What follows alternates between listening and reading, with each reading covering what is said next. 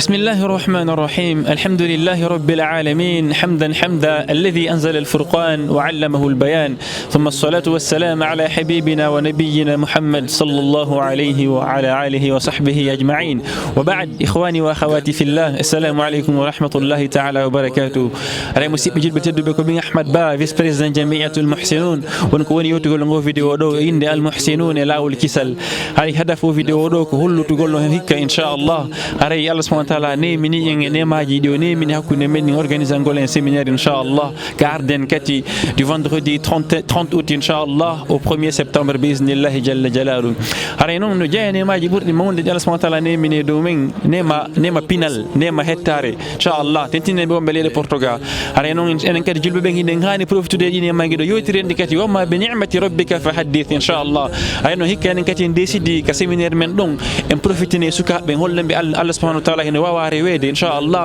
suka men kadi be profita be fija e hore piji labri dagidi e hore kadi piji pinal inchallah eno jeey ko men findinirta hikka suka ben e mawbe men karma ko men inchallah organiser ngolen ko wiete kon kayak inchallah wonande be anda ben ko wiete kon kayak inchallah hara hikka men naba en ciangol inchallah hara be luba en tombatoje inchallah way compétition sportive inchallah en suka be wonde karma ko ben e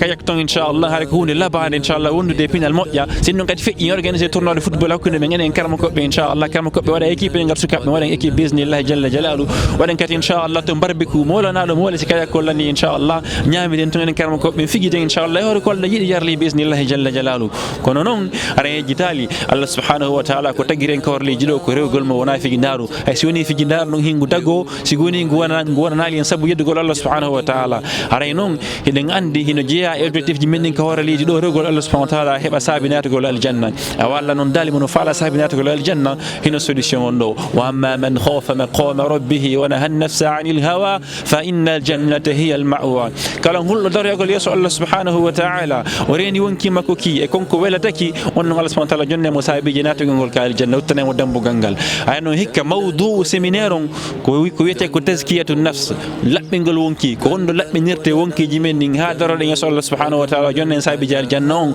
ناتم بإذن الله جل جلاله. هيك كرمكو بتتو بجنة درجي مولا ناي مولا كسيمينار إن شاء الله أن نقول لك هون وانكي منكي لا من يرتنك هاي بين الجنة. أري دعنا دينو جاي وانكي جري بورتي سيتينغول تيكوغول. أري نو دعنا كلام كوب بمجنة ينجي جوري بورتو تدو دم مفتدين فو بورتو ما تجيكو بورنغولا بعده. القرآن منتي ويوندم وإنك لا على خلق عظيم. نرد من صلى الله عليه وسلم برنا رو تجورن فو ما بي فو ما يري. نرد صلى الله عليه وسلم سبتكينو سبسيتينينو. هون بنيرينو نفس ما بيون وانكي ما بكي ها بيافو بمتكني بيافو أي ما بي أي ما بي. هاي إن شاء الله دعنا نيجي سير نرد صلى الله عليه وسلم sur la tolérance du prophète sallallahu alayhi wa sallam e nyanga isa mabbe on mais tobbere nen honde ko honno be ni e nafs mabbe on haabe woni yimbe yafotobe bismillah jalla jalalu haynen kati woni yimbe yafotobe ala sinno fe'i eden andi kati hino jeya e ko wallata neddo ha wawa hoore makko wawa wonki makko kin wacca yeddugol Allah subhanahu wa ta'ala julde len on Allah dalire non inna as-salata tanha anil fahsha'i wal munkar julde len sinde jaba ma Allah subhanahu wa ta'ala walla wonti ga wito e kala ko Allah subhanahu wa ta'ala yeddirte e ko Allah harmini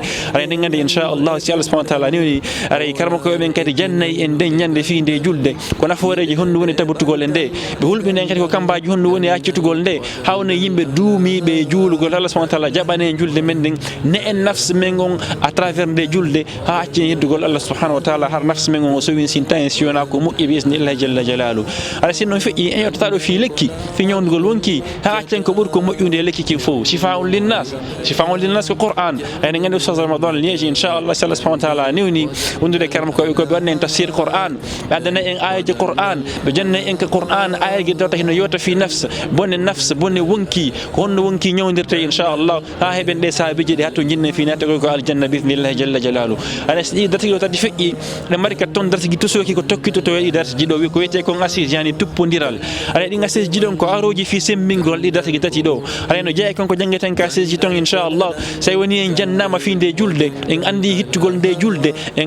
ne irama de julde wonki ji men di ne irama de julde hane kadi ngatto jinandugol hare ko honno julirte ala ni ngade inshallah karma ko jaare janna en pratiquement parlant taw ay mo woli fi julde no adi to labal be yele yanne en ko honno labbi norte ko honno longal lo torte ko honno salli gorte ko honno kati darorte juula waden num de façon pratique inshallah en suka ben humpitore no moƴƴa anden on to man tala en andina fore julde nen e wawi kati juulugol laba bismillah sin non kadi feƴƴi hare bay tun en jange juude nar sallallahu alaihi wasallam sira mabbe on e ko yoyti fi yafagol nar sallallahu alaihi wasallam en jange kadi sahaba be jangube be ɓen juuɗe ñaar sallallahu alaihi wasallam e tabiina lontiɓe ɓe ɗon e yimɓe moƴƴe feƴƴuɓe ɓe kamɓe kadi inchallah ko honno ɓe ne irna nafsji maɓɓe ɗin ha ɓe woni yimɓe moƴƴuɓe yimɓe foɗaɓe aljanna yimɓe mantaɓe ka qur'an e ka sunna inchallah en kadi ha fi en faale wawa jembinde ɓe en kadi nande ɗen sifa maɓɓe bismillah sinno feƴƴi kadi haɗa kalma koɓe gowane janden ko yetti fi tawhidur rububiyya mawnigol Allah subhanahu wa ta'ala mawnidirgol mo dewal fi makko mawna ka ɓernde ɓe gane en nafsji men ɗin hara en yiɗata cene konko Allah subhanahu wa ta'ala yiɗi en añata cene konko Allah subhanahu wa ta'ala añi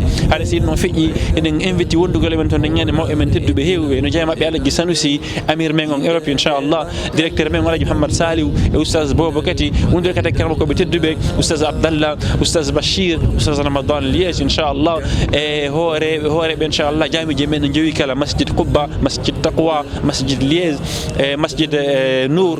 masjid Aboubacry Molenbeek e masjid juulede men Molana nden masjid Bilal bien évidemment hay inchallah il faut mi en tora windi tagol moƴƴa haɗa en waɗali sifa ko rowani ko rowani buy falno windade te place ji lanni donc haɗa hikka numéro windo toɗo warande kala falaɗo windade mi annatina date ton inchallah c'est du 30 août au 1er septembre haɗa ko fene ɗo windete place ji no limita inchallah fiyata jama on kadi aro hikka kadi haɗa mi wata ƴettudeɓe saabu place ji ɗi lanni aɗa sukaɓe ay en humpitike wondema hikka inchallah ko fimi o séminaire on kona organisé de mawɓe kadi wonande falaɓe wadde kayak ma falaɓe jakkude tew barbecue ma falaɓe wadde sport inchallah ma falaɓe laɓɓinde wonki fi heɓugol aljanna torki Allah subhanahu wa ta'ala waɗa yimɓe aljanna barakallahu fikum wa jazakumullahu khayra jaza assalamu alaikum wa rahmatullahi wa barakatuh bundudu bebata gandal wa gandal ala gandal wa gandal ala gandal wa gandal ala gandal wa gandal ala gandal wa gandal ala gandal ko kisal gandal ko kebal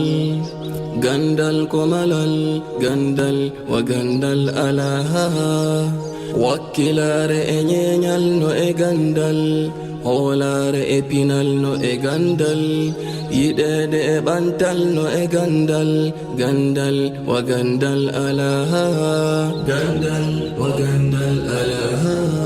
gandal wa gandal ala gandal wa gandal ala gandal ko laawol ngol majjata lewru ndu mayata jawdi ndi lannata gandal wa gandal ala gandal wa gandal ala gandal wa gandal ala